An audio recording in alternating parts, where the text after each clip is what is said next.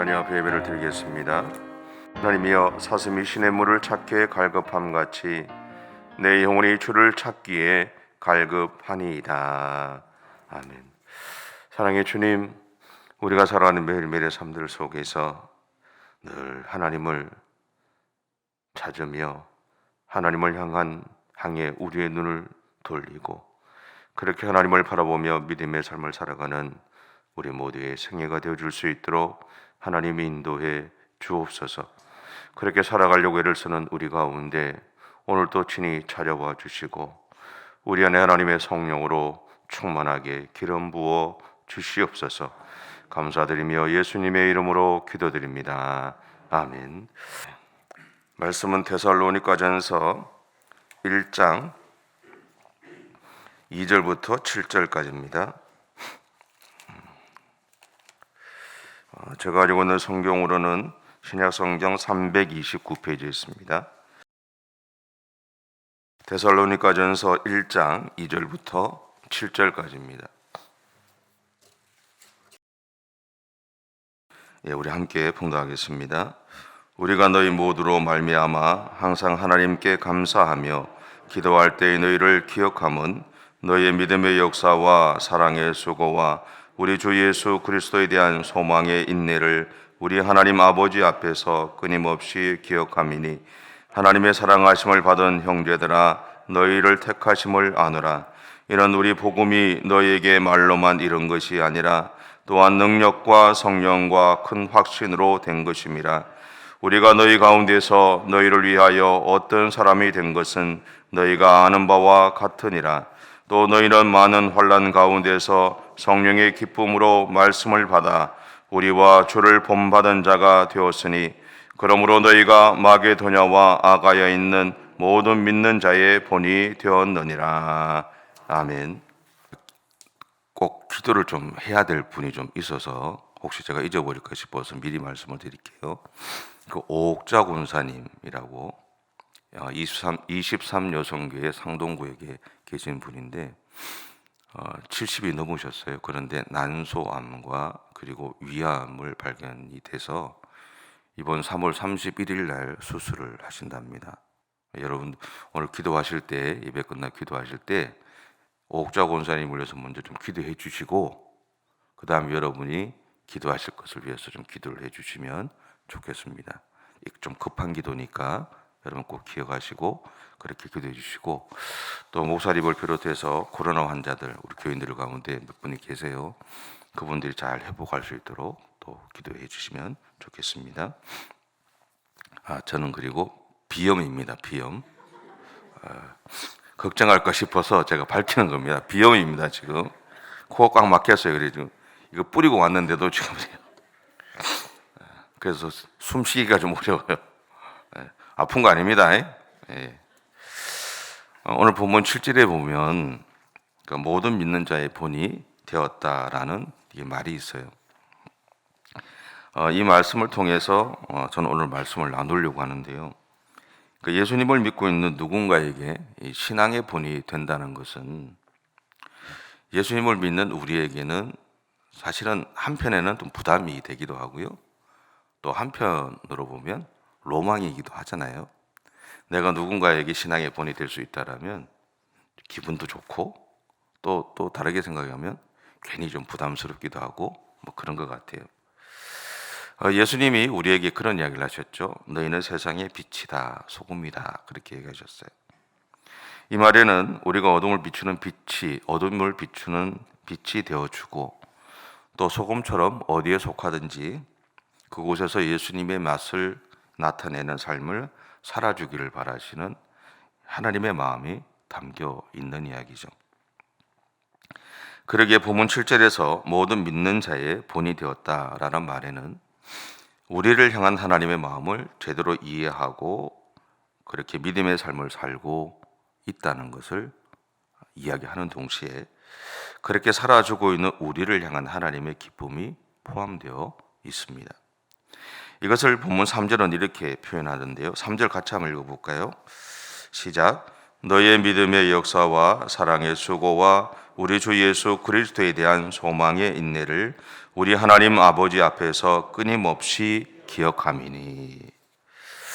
이 말씀을 통해 바울은 데살로니가 교회 공동체에게 부탁한 것이 있습니다. 근데 그것은 너희가 가지고 있는 믿음, 그 신앙생활을 계속 지켜가라라는 겁니다. 저는 이것을 신앙생활의 그 자세라고 그렇게 표현하고 싶은데요. 그래서 오늘 본문을 통해서 신앙생활의 자세에 대해서 한번 생각해 보고자 합니다. 그리고 오늘은 그 첫 번째에 대해서 말씀을 나누고자 하는데요.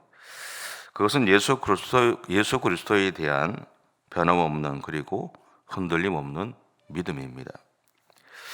영국의 한 목사님이 서재에서 친구와 이렇게 막 열띤 토론을 하고 있었다 그래요. 그때 그의 딸이 들어왔어요. 이 손에는 줄넘기가 이렇게 있었는데 줄넘기 줄이 막 엉켜 있는 줄넘기가 들려 있어서, 근데 그걸 들고 들어오더니만 그거를 자기 아빠한테 딱 주더래요. 주고 나가버렸어요. 근데 이 목사님이 친구와 이야기를 하면서 무심결에 이 줄넘기 줄을 풀고 있었던 거죠. 자기도 모르게 다 풀어버린 거예요. 어느 정도 시간이 지난 다음에 딸이 들어와서 딱 보니까 아빠가 줄넘기 줄을 풀어놨잖아요. 그럼 아이들 눈에 아빠는 어때요? 최고죠, 그렇죠? 아빠 최고! 하고 이제 들고 나갔어요, 또. 근데 그 일을 겪은 다음에 이 목사님이 이제 이런 이야기를 해요. 제가 한번 읽어볼게요. 우리도 하나님 아버지께 이와 같은 태도를 가질 수는 없습니까? 우리의 문제를 주님께 맡겨 주님께서 그것을 다 해결하게 할 수 있는데 왜 우리는 자기의 힘만으로 해결하려고 그토록 애를 쓸까요? 우리에게 필요한 것은 주님을 더욱 신뢰하고 의지하는 일입니다. 그럼에도 우리의 현실은 어떻습니까? 교회 문제들을 해결하기 위해서 미친 듯이 일하고 있지는 않습니까? 또는 직장을 바꿔야 할 것인가 아니면 집을 파는 것이 잘하는 일인가를 결정하지 못해서 고민하고 있지는 않습니까? 혹시 우리는 우리 자신의 힘만으로 너무 많은 것을 하려고 하지는 않을까요?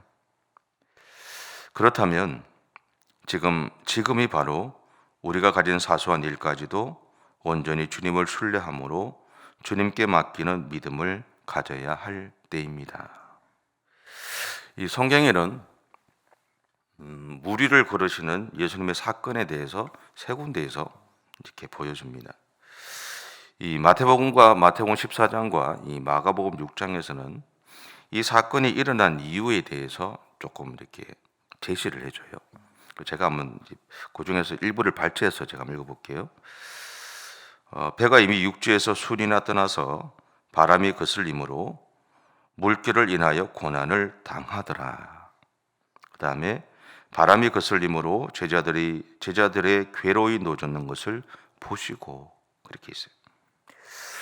마태복음과 마가복음은요, 제자들의 어려움을 보시고 그들을 긍휼히 여기신 예수님의 마음에서 시작되었다는 것을 증언을 합니다.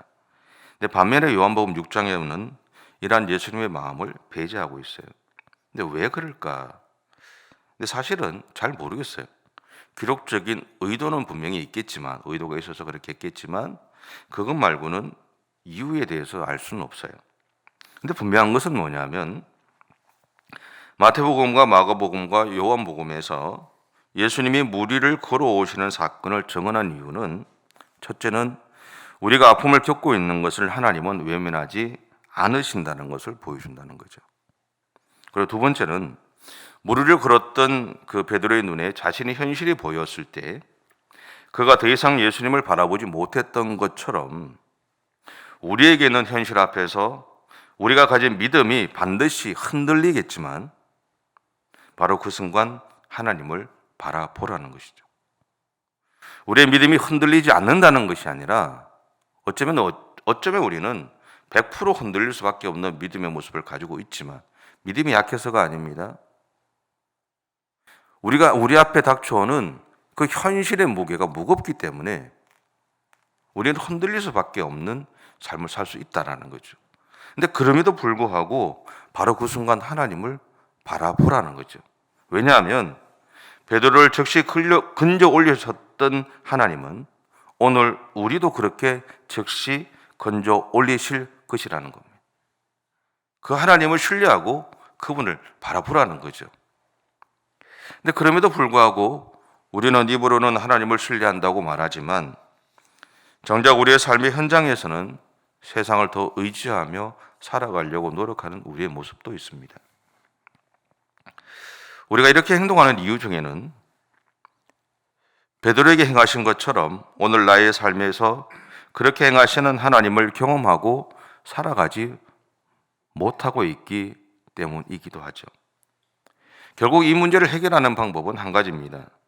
오늘 내 삶에서 하나님과의 만남을 회복하는 겁니다. 이것을 위해서 우리가 해야 할 일은 첫 번째, 내 삶에서 기도를 회복하는 거죠. 두 번째, 하나님을 향한 기대감을 회복하는 겁니다. 세 번째는요, 하나님만을 바라보는 겁니다. 그리고 우리의 인생의 여정 동안 파도가 아무리 일어나도, 그래서 우리의 눈에 예수님이 보이지 않게 되어도 예수님이 여전히 나와 함께 계심을 믿어야 한다는 거죠. 오래전에 그런 다음에 우리가 해야 될 일이 있어요.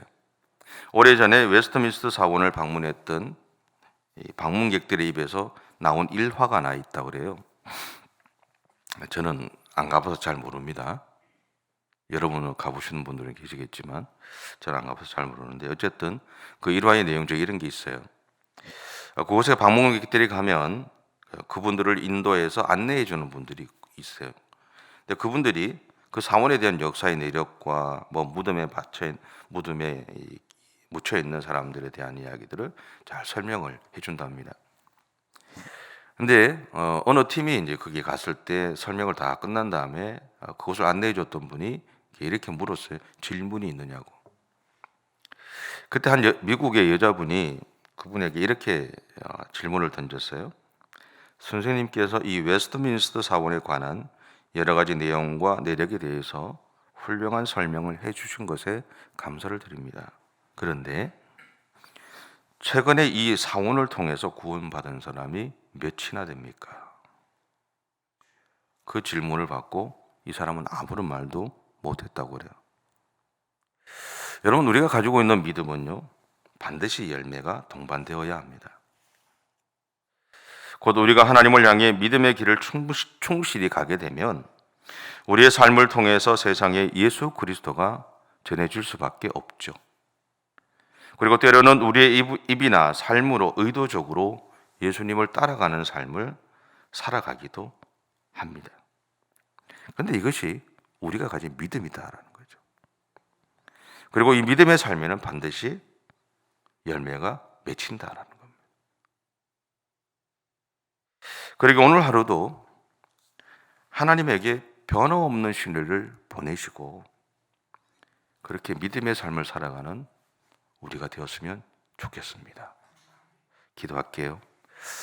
사랑의 주님, 감사합니다. 우리를 사랑해 주셔서 감사하고 우리로 하여금 하나님의 아들과 딸들로 살아갈 수 있도록 은혜 주셔서 감사합니다. 주님, 우리가 능력이 있어서가 아닌 것 압니다.